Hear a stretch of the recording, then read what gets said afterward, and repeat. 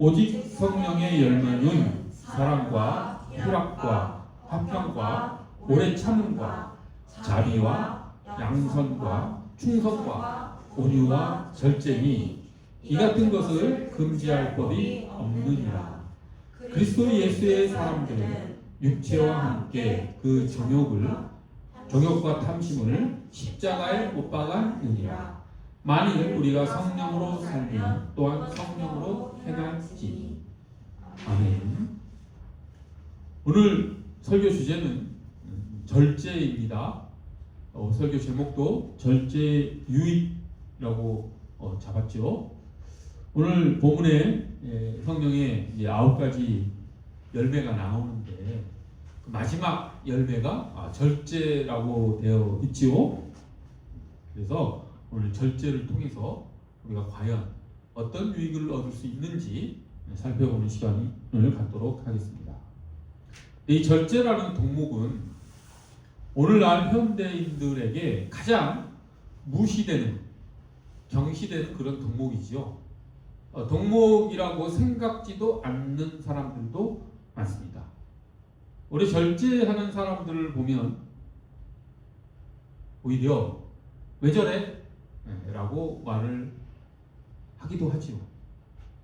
오늘날 그렇게 절제가 무시되고 경시되는 그 이유는 오늘날 우리가 정말 풍요로운 그런 자본주의 사회 속에서 살아가기 때문입니다.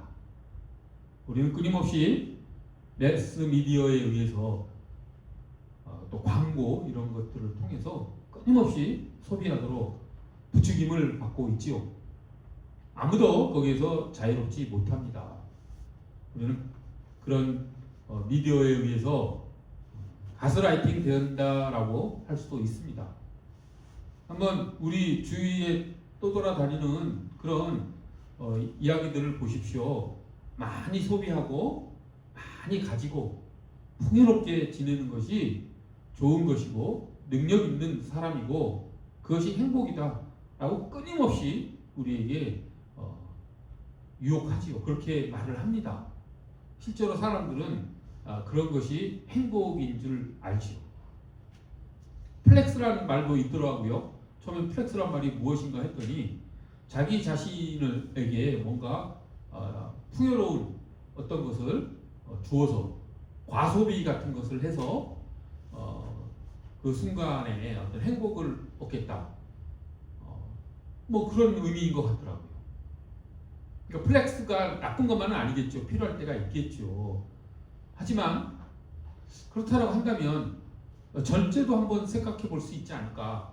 사람이 이게 생각하는 존재라면 플렉스를 생각하면 그 반대되는 의미, 절제라는 것도 한번 생각할 수 있다라고 하는 것입니다. 과연 절제라고 하는 것은 어떤 의미를 갖는가? 그것이 진짜 성경에서 말씀하고 있듯이 유익을 줄까? 이게 성령의 열매일까? 라고 하는 생각도 우리 그리스도인들은 특별히 또 해야 된다라고 하는 것이죠.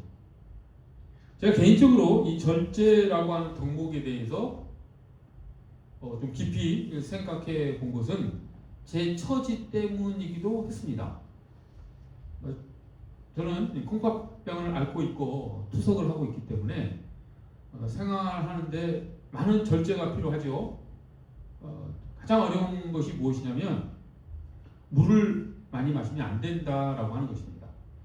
저는 평생을 물을 아주 많이 마시고 살았던 사람인데 병원에만 가면 물을 마시지 말라는 간호사님들의 애정어린 잔소리를 계속 듣습니다. 그래서 이제 물을 먹지 말아야 되는 그런 일상을 지내야 되는데 그게 되게 생각보다 쉽지 않습니다. 어렵습니다. 계속해서 갈증에 시달리면서 살기도 하고 물 한 번 마시지 못하는 게 이게 사람으로서 이렇게 살아야 되는가 하는 생각이 들 정도가 있을 정도로 조금 어렵습니다. 그래서 생각이 든 것이죠. 왜 하나님께서는 나에게 이런 처지를 허락하셨을까? 하나님께서 이런 처지를 허락하셨다라고 한다면 그것은 제게 유익이 되기 때문일 것이라는 저에게는 믿음이 있습니다. 모든 것을 선한 것으로 인도하시는 하나님을 저는 깊이 신뢰하기 때문에 하나님께서 만약에 제게 물마저도 절제하는 그런 삶을 허락하셨다면 거기에는 분명히 내게 선으로 인도하시는 유익을 주시는 하나님의 뜻이 있을 것이라고 저는 생각을 했지요. 그래서 절제에 대해서 생각을 하게 된 것이고 이 절제에 대해서를 가지고 하나님과 대화를 나누고 또 관련 서적도 읽어보고 하는 과정을 거치게 되었지요. 그러고 보니 정말 제가 물을 못 먹고 모든 먹는 거, 또 활동하는 거 이런 것에 제가 절제를 할 수밖에 없는 저의 처지는 정말 하나님께서 저에게 주시는 또 하나의 축복이고 사랑이었음을 제가 고백하지 않을 수가 없었습니다. 제가 절제하지 않고 살았더라면 저는 아마 저의 마음을 단정하게 갖고 나가지 못했을 것이라는 거지요. 절제를 통해서 저는 저의 마음을 조절함으로써 저의 생각이 헛된 것으로 흩어지지 않고 오직 하나님을 바라볼 수 있는 힘이 생겼다라고 이야기할 수 있습니다. 우리 인간의 마음은 사람의 생각은 결코 무심, 무념, 아무것도 없는 것을 목표로 할 수 없습니다. 어떤 초월면상이나 불교 같은 곳에서는 명상을 할 때 아무것도 생각하지 말아라. 없을 무를 생각하라고 하는데 그것은 인간 존재를 제대로 바라보지 못한 헛된 목표이지요. 사람의 생각은 무엇인가로 채워지게 되어 있습니다. 사람의 마음은 무엇인가로 채워져야만 되는 존재라고 하는 것이죠. 우리가 절제를 통해서 우리가 욕망하는 것, 우리가 바라는 것에 대한 생각을 억제를 하면은, 그것을 조정을 하면은 그 생각은 다른 곳으로 가게 되어 있습니다. 우리가 세상을 바라보지 않는 마음을 가지면 그 마음은 다른 곳을 향하게 되어 있습니다. 우리 그리스도인들에게는 그것이 하나님이시라는 것이죠. 저의 처지에서도 마찬가지입니다. 제가 물을 마시지 못하는 그런 처지 속에서 만약 왜 물을 마시지 못하는 내가 되었을까? 이게 너무 불만스럽다, 불평스럽다 라는 생각만 가지고 살아간다면 저는 평생을 그렇게 살겠지요. 신장 이식을 받을 때까지는 계속해서 물을 못 마시고 갈증에 시달리면서 어려움을 겪으면서 투덜투덜 대면서 왜 하나님은 나에게 물도 못 마시게 하는 삶을 살게 하시는가?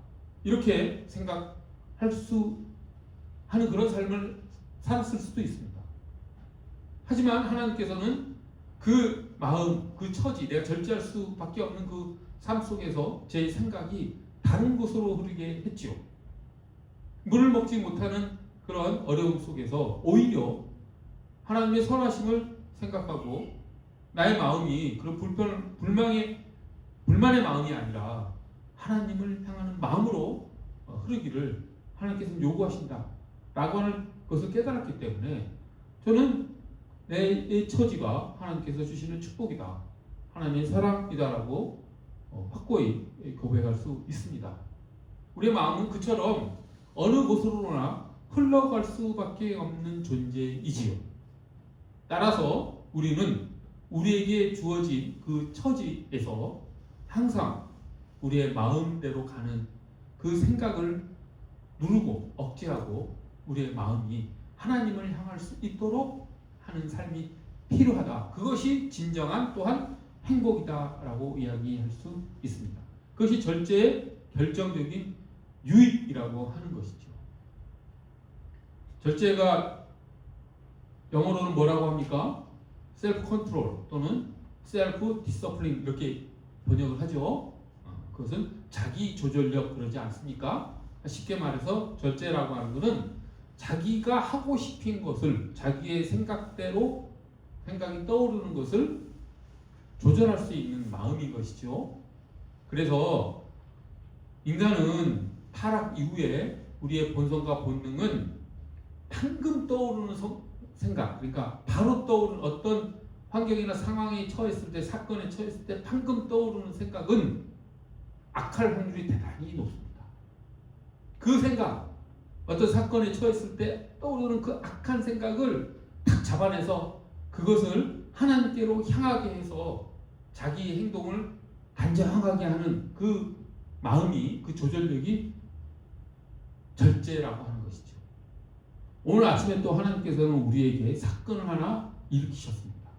어떤 사건이냐면 우리 사모님께서, 사랑하는 사모님께서 후진을 주차를 하기 위해서 후진을 하는데, 저희 노브랜드에서 후진을 하는데 또 노브랜드 쪽으로 우회전하는 차랑 접촉사고가 난 것이죠. 그분은 왜 뒤로 와서 차를 박았느냐라고 말씀을 하시고, 또 우리 사모님은 왜 차가 후진해서 후방 등이 들어왔는데 와서 부딪히셨느냐, 이렇게 서로를 이야기를 하죠. 저도 그 얘기를 들었을 때 순간 떠오르는 생각이 무엇이었겠습니까? 저는 아직 천국 시민이 아니고 성인이 아니기 때문에 왜 조심하지 못했느냐 라고 하는 그런 말이 먼저 나가더라고요. 먼저 그 사고로 인해서 깨어질 보험금, 올라갈 보험금, 이런 것들을 생각하면 속상하죠. 그렇기 때문에 먼저 떠오르는 생각은 상대방이 잘못했다라고 또 상대방을 비난하게 되더라고요. 왜 후진은 경고등이 들어오고 빠른 속도로 움직이지 못하지 않습니까? 그러면은 오는 차가 그것을 주의를 해서 충돌하지 말아야지. 그것을 왜 그랬을까? 라고 하면서 상대방을 먼저 비난하게 되죠. 그것이 무엇입니까? 우리의 악한 본성, 타락한 본성으로 인해서 방금 바로 떠오르게 되는 생각이죠. 그때 필요한 것이 바로 절제의 덕목이라고 하는 것이죠. 절제가 무엇이었습니까? 자기 생각을 조절할 줄 아는 마음. 그때 필요한 것이 절제죠. 그래서 다행스럽게 오늘 저는 설교를 절제로 준비하고 있었기 때문에 제가 그런 악한 생각을 떠올렸다 하더라도 그 뒤에 더 이상 그 생각이 발전하지 않도록, 더 화를 내거나 더 분노하지 않도록 제 생각을 조절할 줄 알게 되었습니다. 하나님의 은혜지요. 하나님 참 그 손길이 자유롭지 않습니까? 절제의 설교를 준비를 하고 그것을 생각하고 기도하고 있는데, 아침에 그 사건을 통해서 하나님께서 실제로 그 절제의 삶이 우리 삶 가운데 이루어지도록 하나님께서 우리를 인도해 주시는 그 모습이 너무 자유롭죠. 세심하시고. 그렇게 우리가 일상생활에서 가장 많이 우리를 변화시킬 수 있는 덕목이 바로 절제인 것입니다. 그런데 그 절제는 그냥 할 수 있는 것이 아니라 수많은 훈련을 통해서, 그리고 오랜 시간을 통해서 그것이 우리에게 습득된다라고 하는 것. 그것을 통해서만 우리가 성령의 절제라고 하는 성령의 열매를 맺을 수 있다라는 것을 꼭 우리가 마음에 새겼으면 좋겠습니다. 제가 오늘 하루 절제의 덕목으로 오늘 사건을 통해서 나타난 그 마귀의 유혹을, 시험을 제가 승리할 수 있을지 모르지만 내일 또다시 제가 실패할 수도 있죠. 하지만 중요한 것은 포기하지 않고 하나님께서 그런 상황을 허락하실 때마다 우리가 절제의 덕목으로 승리해 나가도록 성령님은 우리를 인도하실 것입니다. 그렇게 절제하는 삶을 통해서 하나님의 사랑 가운데, 은혜 가운데 성령의 열매를 풍성히 맺혀나가는 우리 모두가 되기를 간절히 소원합니다. 자, 우리 절제에 대해서 우리가 조금 더 살펴볼 것들이 몇 개 있습니다. 제가 이제 절제라고 하는 이 덕목을 준비를 하고 설교를 할 때 세 가지 차원에서 생각을 해봤습니다. 절제가 우리에게 어떤 유익을 줄 것일까? 첫 번째 개인적 차원, 두 번째 사회적 차원, 세 번째 성경적 차원, 이렇게 세 가지를 생각해 봤습니다. 첫 번째 개인적 차원은 절제를 통해서 우리의 어수선한 우리의 마음을 정돈할 수 있다라고 하는 것. 우리가 지저분하게 살아가지 않도록 우리를 인도하는 것이 절제의 덕목이라고 하는 것.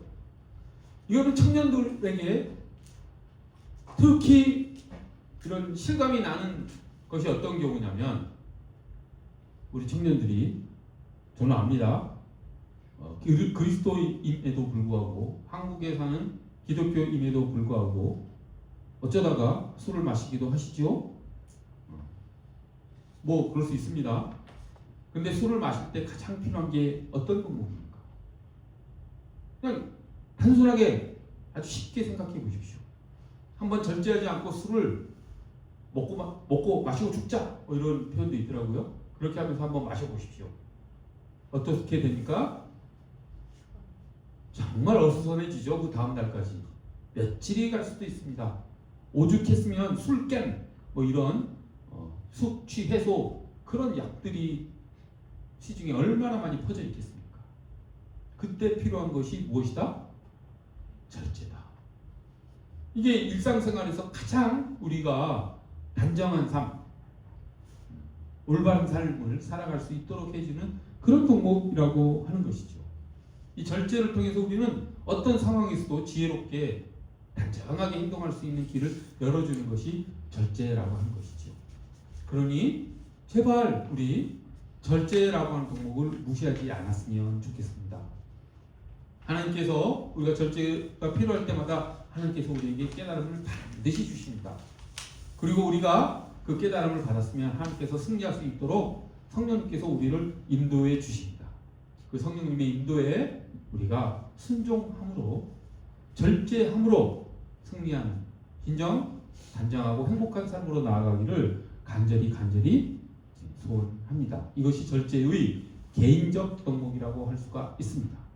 두 번째, 절제의 사회적 유익은 어떤 것이냐면, 이것은 인간의 그 본질적 모습을 바라보면 알 수 있습니다. 인간의 실존을 바라보면 알 수 있죠.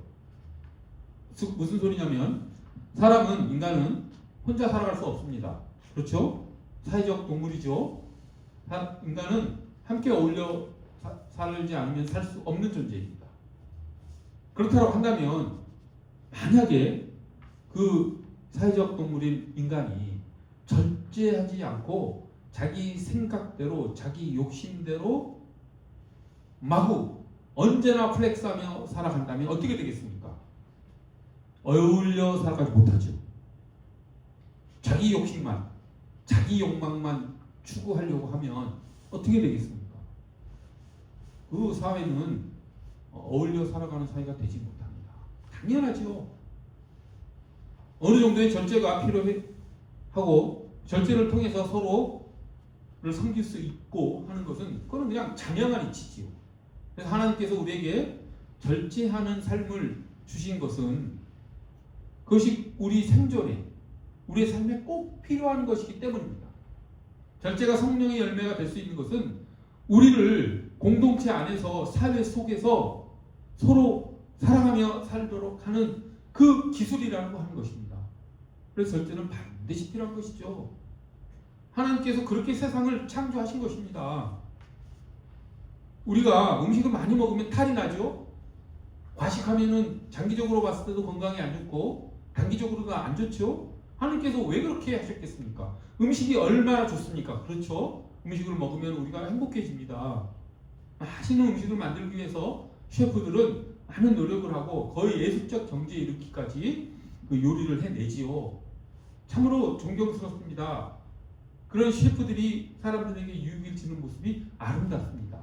하지만 그렇다고 해서 그 음식을 한번 배가 터지도록 한번 먹어보십시오. 그 결과가 어떻습니까? 잘 아시죠? 하나님께서 그렇게 만드신 이유가 무엇이냐라고 하는 것입니다. 우리가 서로 어울려 살아가도록 하는 세상을 만드시기 위해서라고 하는 것이죠. 우리가 함께하는 세상에서 살아가기 위해서는 절제의 기술은 반드시 필요합니다. 또 어떤 면에서 그걸 또 생각할 수 있냐면, 절제하는 사람은 자기의 생각대로 마구마구 않는 기술이 터득된 사람은 또 어떻습니까? 어떤 특징이 있습니까? 말을 함부로 하지 않지요. 말을 할 때마다 신중하게 하지요. 사실 말이 우리 관계에 있어서, 인간 사이의 관계에 있어서 차지하는 비중은 가장 클 것입니다. 그 말로 인해서 이 인간관계가 좌우된다고 할 수 있을 정도지요. 그래서 우리의 속담에도 이런 진부한 얘기는 하기 싫은데 말 한마디로 천냥빚을 갚는다. 말 한마디를 해서 오늘날로 치면 한 1억 정도의 빚을 탕감받을 수 있다. 뭐 이런 이야기인 것 같습니다. 그 정도로 말이 가지는 의미가 크다라는 것이죠. 근데 우리가 말을 함부로 하지 않기 위해서는 어때야 되겠습니까? 우리의 삶이. 말을 함부로 하지 않는 그런 방법이 무엇에 있겠습니까? 절제에 있다라고 하는 것이죠. 절제가 무엇이라고 했습니까? 생각대로 생각하지 않는 것. 자기 조절력이라고 하지 않았습니까? 그것이 체화되고 그것이 자기 삶의 방식이 된 사람이라고 한다면 말도 절제하는 능력을 통해서 함부로 하지 않게 된다라고 하는 것이죠. 참 이 말을 할 때마다 저는 뜨끔뜨끔합니다. 제가 말을 함부로 하기도 하고 그런 삶을 살아왔었기 때문에 뜨끔뜨끔하지만 하나님께서 그런 삶을 이제는 접고 또 새로운 삶으로 나아가게 하시기 위해서 또 절제하는 덕목을 주셨으니 하나님의 그 절제로 인도하시는 그 하나님의 말씀에 순종하기를, 그럼으로써 하나님께서 하나님의 자녀로서의 풍요로운 삶을 살도록 하는 길로 나아가고자 합니다. 그런 측면에서도 절제는 대단히 중요한 것이죠. 그런데 이 절제가 반드시 무언가를 하지 않는 것이라고 하는 측면만 있다라고 생각하면 절제의 반만 아는 것입니다. 절제는 꼭 뭔가를 하지 않는 측면이 아니라 적극적으로 무엇을 해야 되는 측면도 절제는 가지고 있습니다. 어떤 측면이겠습니까? 가장 쉬운 것은 게으르지 않는 것. 게으름은 절제가 부족해서 일어난 것이죠. 내가 해야 될 일을 하지 않고 게으르게 사는 삶은 절제가 부족해서입니다. 게으름에서 탈출하여 성실하고 묵묵히 근면하게 사는 삶, 경건한 삶으로 나아갈 수 있는 힘은 절제의 기술에서 나온다라고 하는 것이죠. 따라서 절제는 뭔가 하지 않는 수동적인 의미뿐만 아니라 뭔가를 해야 될 것을 해야 하는 그런 적극적 의미도 가지고 있다라고 하는 것. 따라서 우리가 타인과의 관계 속에서 타인에게 꼭 해야 될 말을 적절하게 하는 것도 절제의 기술이라고 하는 것이죠. 상대방이 정말 꼭 해서는 안 되는 악한 일을 하고 있다, 부적절한 행동을 하고 있다 라고 하는 것을 보았을 때 그에 대해서 적절하게 충고해주고 따끔한 말을 해줄 수 있는 것은 절제의 기술이 요한다라고 하는 것이죠. 비난하지 않고 적절하게 비판하면서 상대방이 옳은 길을 갈 수 있도록 유도해내는 것도 절제의 기술이라고 하는 것이죠. 절제는 따라서 이렇게 결론 지을 수 있습니다. 절제라고 하는 것은 우리의 욕망을, 우리의 타락한 본성을 선한 길로 인도하는 기술이다. 절제를 통해서 우리는 악한 본성으로부터 선한 능력으로 나아가는 기술을 얻게 된다라고 하는 것이죠. 자기의 생각을 억눌러서, 나쁜 생각을 억눌러서 좋은 생각으로 전환하는 기술이 절제라고 하는 것입니다. 그래서 오늘 본문을 보십시오. 성령의 9가지 열매를 이야기하면서 그 9가지 열매를 이렇게 얻어내는, 그것을 맺혀나가는 삶에 대해서, 방법에 대해서 어떻게 이야기합니까? 이렇게 이야기를 하죠. 그리스도 예수의 사람들은 육체와 함께 그 정욕과 탐심을 십자가에 못 박는다라고 했습니다. 이것이 절제 어떤 방법이라는 것이 이제 금세 느껴지죠. 그리고 나서 성령의 인도함을 받으라라고 그 밑에 이야기하고 있지 않습니까? 우리가 성령으로 살면 또한 성령으로 행하지. 절제할 수 있는 일은 성령의 인도함을 받는 것이라고 하는 것으로 자연스럽게 연결되고 그 결과가 우리가 하나님을 향해 우리의 시선이 나아가는 것, 우리가 하나님의 자녀로서 살아가는 것, 악한 우리의 욕망이 선한 하나님에 대한 사랑으로, 이웃에 대한 사랑으로 승화, 변화되게 하는 것이 절제의 기술이라고 하는 것이죠. 참 이렇게 절제에 대해서 살펴보니까 절제가 참으로 좋은 것 같습니다. 여러분, 우리가 순간적으로 뭔가 하지 않는 것 되게 싫습니다. 본능적으로 싫습니다. 하지만 하나님이 허락하신 거라면 그것을 받아들이십시오. 하나님께서 못하게 하시는 것은 하지 마십시오. 그러면 우리는 더욱더 하나님과 더 긴밀한 친밀한 관계를 맺어질 것이고 하나님께서 주신 더 풍성한 삶으로 우리는 나아갈 것입니다. 그런 절제의 삶 속에서 하나님의 사랑 가운데 살아나가는 우리 모두가 되기를 간절히 소원합니다. 마지막으로 이제 절제가 가지는 성경적 측면, 마지막으로 간략하게 살펴보고 말씀을 마치도록 하겠습니다. 이 절제라고 하는 이 덕목은 이제 그 어떤 이미지가, 그 어떤 분위기가 좀 작고 좀 신중하고 또 온유하고 뭐 하는 그런 느낌이 들지요. 그래서 절제하는 사람들의 특징은 그렇게 나타나죠. 온유하고 신중하고 안정하고 그렇게 나타나죠.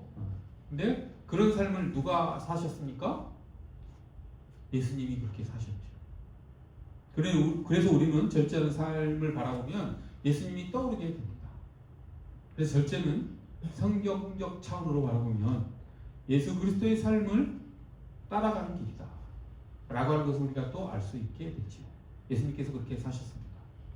예수님께서는 풍족하게 누릴 것 다 누리면서 사시지 않았죠. 가난한 마을에서 목수의 아들로 오셔서 정말 가난한 사람들과 대화하고 식사하고 그렇게 사셨습니다. 절제하지 않을 수 없는 환경 속에서 사셨던 것이죠. 그리고 그분의 삶을 살펴보면 절제의 삶이 곳곳에 되어 있는 것을 우리가 알 수가 있습니다. 그런데 우리가 이렇게 이제 절제의 유익을 살펴보니까 정말 절제하며 살고 싶지요? 근데 그게 성공하는 때가 있지만 또 실패할 때도 어떻습니까? 많이 있죠. 작심삼일이란 말이 있지 않습니까? 이제 여기서 이런 질문을 한번 해봅니다. 왜 그렇게 좋은 절제를 우리는 못할까? 왜 실패할까?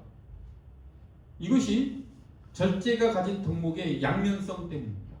무슨 얘기냐면 절제를 잘못하면 이것이 자기 의의를 드러내는 수단이 된다라고 하는 것이죠. 금식기도 같은 경우가 대표적인 경우죠. 금식기도는 절제를 참으로 어떻습니까? 잘하는 그런 수단이죠. 방법이죠. 근데 금식기도를 할 때 그걸 티내고 하는 사람들이 있죠. 왜 티내겠습니까? 자기가 금식한다라고 하는 것 사람들에게 나타내 보임으로써 인정받고 싶어서 그러는 것이죠.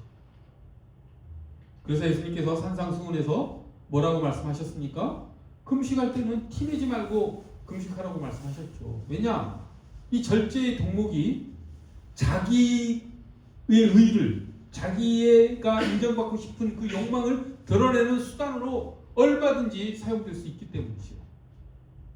그러니까 절제를 자기의 능력의 성취로 성취하려고 하는 것, 그걸 이뤄내려고 하는 것, 그것 때문에 실패한다라고 하는 것이죠. 100% 실수합니다. 이게 근데 바로 기독교와 다른 종교 철학 사상과 다른 차이점이라는 것 우리가 꼭 명심했으면 좋겠습니다. 다른 종교나 다른 사상 철학은 자기 힘으로 절제하려고 합니다. 무한한 훈련과 어떤 도를 닦는 수련을 통해서 절제하려고 합니다. 불교가 특히 그렇죠. 힌두교도 어마무시하죠. 막 못을 거꾸로 박아놓고 그 위에 앉아서 수행하면서 절제하려고 합니다. 이게 기독교와 우리 다른 종교의 결정적인 차이라고 하는 것. 우리는 우리의 힘으로 절제하지 못함을 고백하는 그리스도인들이죠. 절제는 어떻게 해야 됩니까? 그것을 넘어서서 자기가 인정받고 싶어하는 그 욕망을 넘어서서 자기 의의를 드러내는 수단을 넘어서서 자기 힘으로 성취해내는 것을 넘어서서 성령님의 인도하시고 하나님의 은혜로 절제하는 길을 가는 것이 기독교라고 하는 거예요. 어렵습니다. 이거 쉽지 않습니다. 그런데 우리는 그 길을 가야 합니다. 우리는 이 양자의 길에서 끊임없이 방황하며 살아가죠. 내 힘으로 하려고 하는 것. 그러다가 내가 잘못했구나. 하나님의 인도하심을 받아야지. 라고 돌아서고 그런 삶을 우리가 끊임없이 반복하고 살고 있지 않습니까? 그것이 회개지요. 내 힘으로 하려다가 그것이 잘못된 길임을 깨닫고 그것이 내가 인정받고자 하는 길임을 깨닫고 다시 하나님을 향해 나아가는 것. 그러므로서 다시 순종함으로 절제를 이루어내 하나님의 사람으로 변해가는 것. 그게 회개지요. 그래서 우리의 매일의 삶이 회개가 됐다라고 하는 것입니다. 그렇기 때문에 중요한 것은 포기하지 않는 것이죠. 절제가 유익하다는 것을 알고 근데 현대인들은 절제가 유익하다는 것조차 인정하지 않기 때문에 절제하는 삶으로 갈 수도 없죠. 하지만 우리는 그리스도인이기 때문에 하나님께서 말씀하셨기 때문에 절제가 유익하다는 것을 알기 때문에 절제의 길로 가기를 원합니다. 하지만 실패할 것이 확실합니다. 우리의 인간적인 한계 때문에. 하지만 그때 결코 포기하지 마십시오. 자기가 결심한 것이 있고 그 결심한 것을 행하려고 하다가 우리가 실패할 때 중요한 것은 포기하지 않는 것입니다. 포기하지 않고 그것을 붙잡고 가면 성령님께서 우리를 반드시 승리의 길로 인도하신다라고 하는 것이죠. 그래서 인내가 필요합니다. 절제는 오랜 참음, 인내가 필요한 것이죠. 그래서 베드로 후서 1장에서 그렇게 얘기하죠. 절제에는 인내가 필요하다. 그렇게 이야기합니다. 우리가 그렇게 절제하며 하나님께 주신 덕목을 실천하며 살아나감으로써 하나님께서 주시는 풍성한 복을 이뤄나가는 우리 머리가 되기를 간절히 소원합니다. 기도하겠습니다. 거룩하고 자비로우신 하나님 아버지, 하나님께서 우리가 어떻게 살아가야 될지를 오늘 말씀을 통해서 우리에게 알려주셨사오니 성령의 9가지 열매 중에 특별히 절제의 열매에 대해서 말씀을 주셨으니 하나님 그 길을 우리가 갈 수 있도록 하나님께서 우리를 도우시고 우리를 인도하시고 우리를 이끌어 주시옵소서. 절제의 삶을 통해서 진정한 하나님과의 관계를 맺어나갈 수 있도록 승리의 삶을 살 수 있도록 우리를 이끌어 주시옵소서. 감사드리며 예수 그리스도 이름 받들어 기도드립니다.